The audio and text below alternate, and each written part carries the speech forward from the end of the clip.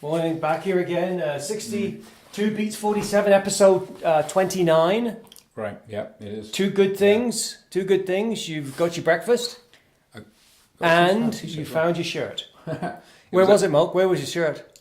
It was just in a pile to be washed, it was in the wash. It was in the wash. It was in the pile of to be washed but never gets washed pile. No, that's okay. You know what the heck? To me, that's just like a resting place.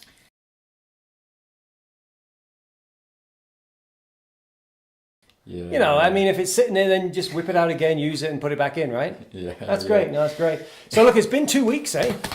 2 weeks since we've done this session, since my last confession, yeah. So 2 weeks. Boy, wow, the injury. Yeah, the injury. Yeah, so I've been doing some test runs. What do you think? So far, so good. Yeah. I think it's just it's good for us, that. It's starting to. It's turned the corner. It's coming back, and you're running fine. And just before you're about to go away, so yeah, that's right. That's right. Yeah, timing couldn't be better. This is it. It really feels a difference. I've been following the stretching routines that Evan gave me. Yeah. The physiotherapist, which is good. Doing some test runs. Did the elliptical, then moved to the treadmill. Touch wood, it's been good. It's been good. Yeah. So you can touch on that actually a little bit as well because we go through the protocol where you start on the elliptical, so it's like zero impact but weight bearing, and then you're going to treadmill running, so it's like low impact running, and then potentially Sunday we'll go outside. Yeah, so it's a bit of a It's a bit of a build up to getting, without jarring this thing. Yeah. But to slowly build it up. I've been rolling it. Yeah. And just breaking down some of the, what do you call that one? The build up of scar tissue. The scar tissue. Yeah. So good. Yeah. It's kind of, it's a relief for me. We're now, the last race, obviously looking at the whole picture, is December the 2nd. The California International Marathon is the big one now, really. It is. So we're kind of, what are we, just sort of 2.5 months away, I guess, to that. Yeah, but in between then, I'm off to Afghanistan in 2 weeks. Yeah. To run the marathon there. So that's a bit of a, normally in our program we probably wouldn't have included that, but that's what it is. It's there. So I really want to get through that. Yeah. Obviously without re-injuring. So that's kind of a little bit of a race management issue, I think. Yes. I'm not trying to set any times there. Right. But just to get through it without injury, and then come back middle of October and kind of focus in on the last chance half in early November. Yeah. And then the full marathon. So we sort of got. I think the plan. This is it now. This is the kind of the final push, eh? Yeah, absolutely. So yes. Yeah. But I know that was big news. But then you could argue there might be even bigger news since we last chatted, right? Eluid Kipchoge. Eluid Kipchoge, right? Yeah. Ran a 2 hour 1 minute 39 second. Wow, you remembered all the numbers? That's I tell you, mate. I've been studying this, and for a new marathon world record by 100 seconds, by a minute 40. Now, lots have been said about it. Amazing run, did a great job. But I want to go to you. You sort of but you know what's going on in this world of super elite running. I've chatted. So I've done chats and Q&A with Elliot last year. So, okay, so you're right there. So my question is, and that's a pretty significant improvement. It's huge. so in the time we have, in your mind, what was the one main thing that allowed him to do it? Psychology. Well, okay, so let's talk about that. No. Okay, well, that's a big topic. So psychology, all right. So which is interesting. So just give us your thoughts on it. So as I say, I'm not Elliot's training partners or best friend or anything, but I've spent time Q&Aing with him and talking to him. So what sets him apart from everyone else that's attempted the record, and most people who attempt personal bests, is psychology. So what that means is when he went into the race on Sunday, as far as I know, to the best of my knowledge, his mental approach is not the record. So that's going to surprise some people. That is surprising, yeah. What he's looking to do, his entire focus is to run as fast as he can. So here's the funny part about it, is he's tried the record already. He was in Berlin before. Twice, in fact, because he's there in 15 as well, yeah. Twice, yeah. He's been in London. as well, sort of semi-attempting the record because it's not as fast a course necessarily, but and those he hasn't broken the record, and the idea is you kind of go for broke, you sort of try and see. So the trend and what I know points to the fact that he's there to run the best time, to go all out and run the 100% time that he can run. Mm-hmm. And so sometimes that means he crosses the line in London like way behind the record, or like comfortably behind the record, and then suddenly, boom, things come together like this weekend, and he surpasses it by a long way. But the key psychologically is he's not there saying, right, the record's whatever it was, 2:02:55 or 57, whatever it was, and saying, oh, I've just got to beat the record. And this is something I've spoken about before, because we have a Canadian marathon men's record here that's like 42 years old. 42 years old. It's another spin-off. We could talk about that. That's a whole other story. Let's leave that for the minute. Yeah. But for anybody chasing that record, they should be understanding what Kipchoge went through, because he's not there like the other contenders, Bekele and Kipsang and others. And I know Kipsang, spent time with him, who are fixating on the record, and then they're saying, right, what's the pace I've got to run to beat the record? Okay, I've got to run like these splits. Pacemakers are just running at this exact split, and they're just going to break the record. Kipchoge's gone out there and said, right, I know from the 2-hour attempt in Monza, I can run way quicker than the record. That is beyond doubt. The question is, can I turn up and deliver on the day? And that is all really psychology when the preparation's been done. Okay. So number one thing is not focusing on the record and saying, I'm just here to just beat the record.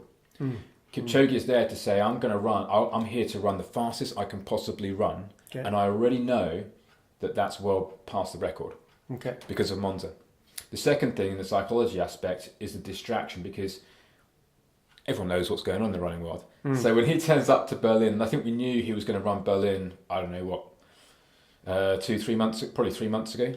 So when he turns up to Berlin, everyone knows what's going on. The pacemakers aren't random people. Yeah. The organisers are promoting it and everything. So you can imagine the pressure, you can imagine the distractions.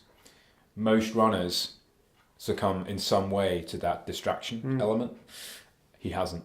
All the way through, he's just like different from his contemporaries, because he's able to stay in this headspace no matter what. Like, it doesn't matter the press conferences, doesn't matter what people are saying about him. He just like completely... He's in control of what he's doing. He's in his own world. Yeah. And he goes there straight off the back of the training in a kind of what people might call a zone or whatever, I don't know what you call it. But he stays in that headspace the whole way through the race. And there's all kinds of stuff going on. There's people knowing for sure he left the pacemakers quite early, because the problem when you have like a sub 2, like 2:02, is like, you've got some guys you train with back in Kenya that you trust, but none of them are going to hang for that long at that pace. So, and his pace, I'm sure, was super consistent. Yeah, that's what they said. Yeah, that's what they said. It was insane. So basically, the pacemakers, it's not like the pacemakers can hang on and then he suddenly switches gears. Yeah. The pacemaker's just getting burnt like this. Yeah. And you saw very early in the race, the pacemakers dropped, the last guy dropped off. Kipchoge is doing a lot of work on his own at the end there. Yeah, that's right. That's incredible focus. Okay. There is so much opportunity in that last 10K or whatever it is to just break concentration and just...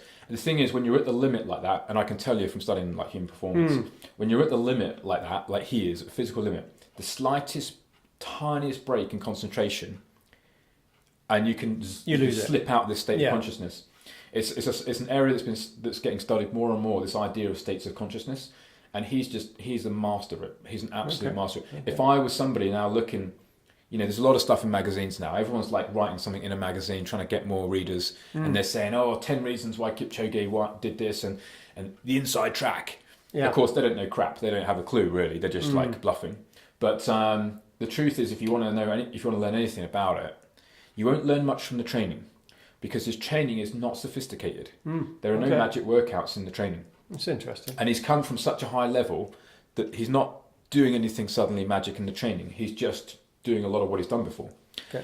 But the thing about it is the psychology part. If you want to learn anything, you have to understand the psychology part of it. Okay, so that really brings me to 2 points. Yeah. You've touched on the first one. So, how significant is it? How significant is it that he ran a 2 hours 25 seconds in Monza. Very. Okay, Yeah.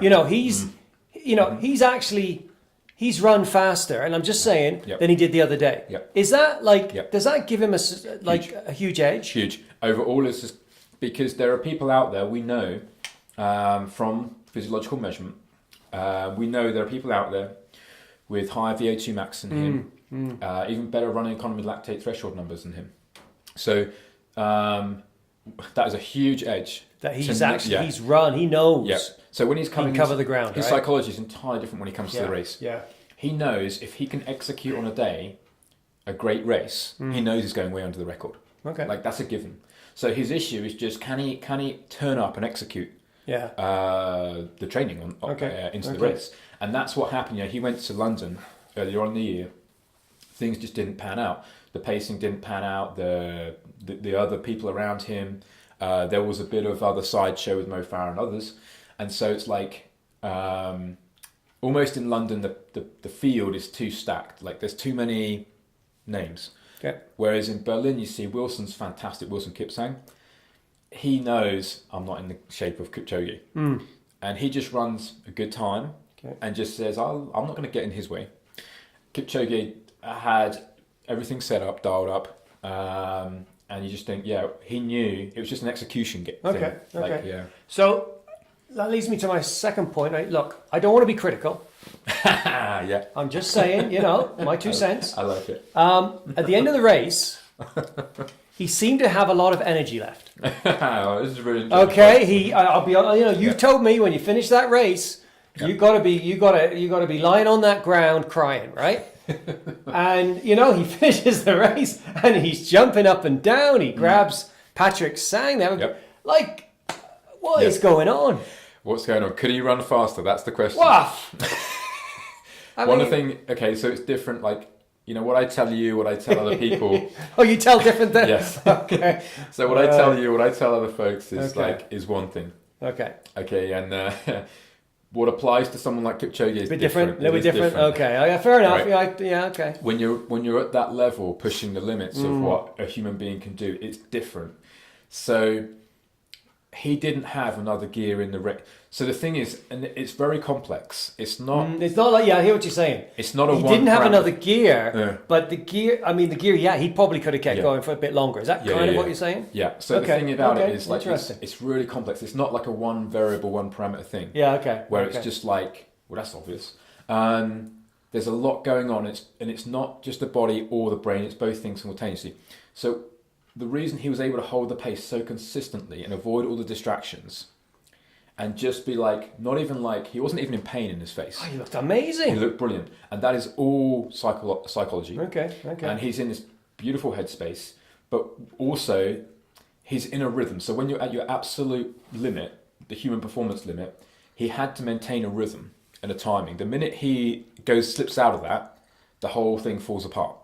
Right? Because his brain will come out of that state of consciousness, and then his gait will change and everything changes. So he's walking on this knife edge where he's just about maintaining control on the whole system. There was no other gear. This was it. That was it. Everything was there. Yeah. And that got him through the line, and he didn't need to fall over like I will and cry. Okay. So look, that's going to lead me to end this session with I'm going to ask you a question, and I want a simple yes or no. I don't want to hear anything else. Ready? Yeah, that's going to be tough. But So here's my question. Will the world record be sub 2 within the next 5 years? And you want a yes or no answer? I want a yes or no. Time's running out. We'll get into it later. I just want a yes or a no. This is just my opinion. I mean, this is like one of 1,000 opinions. Yeah. But in my opinion, sub 2, no. Okay. Yeah. Okay, fair enough. That's it. That's all I want to hear. Yeah. That's good, and we can get into. No, I don't. No, and that's fine because I think we can get into some other stuff later. Right. Okay, yeah. but okay. So I'm going to make because I think it will. Oh, cool. Okay, 5 years. All right, mate. So let's shake on awesome. it. Okay. All right. $10.